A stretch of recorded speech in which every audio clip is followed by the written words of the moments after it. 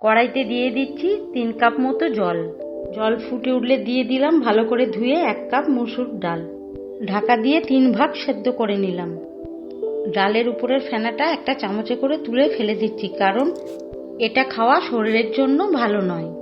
দিয়ে দিচ্ছি 1 ছোট চামচ হলুদ গুঁড়ো আর স্বাদ মতো নুন। একটু নেড়ে নিয়ে দিয়ে দিলাম 3-3.5 কাপ মতো জল। 2 মিনিট ফুটিয়ে ডাল নামিয়ে রেখে ডালের ফোড়ন তৈরি করে নিচ্ছি। একটা পাত্রে দিয়ে দিলাম 2 টেবিল চামচ সর্ষের তেল, 1 ছোট চামচ সর্ষে, 2টো শুকনো লঙ্কা আর একটা কাঁচা লঙ্কা ভেঙে, আর 8-10টা কারি পাতা। 30 সেকেন্ড ফুটিয়ে নিয়ে ডালেতে ঢেলে দিলাম। দিয়ে দিচ্ছি 1 টেবিল চামচ তেঁতুল গোলার জল আর সামান্য পরিমাণ চিনি। এখন 2-3 মিনিট ভালো করে ফুটিয়ে নেব। তৈরি হয়ে গেল একেবারে ভিন্ন স্বাদের কারি পাতা দিয়ে মুসুর ডাল। শরীরকে ঠান্ডা রাখতে এই ডাল খুবই উপকারী।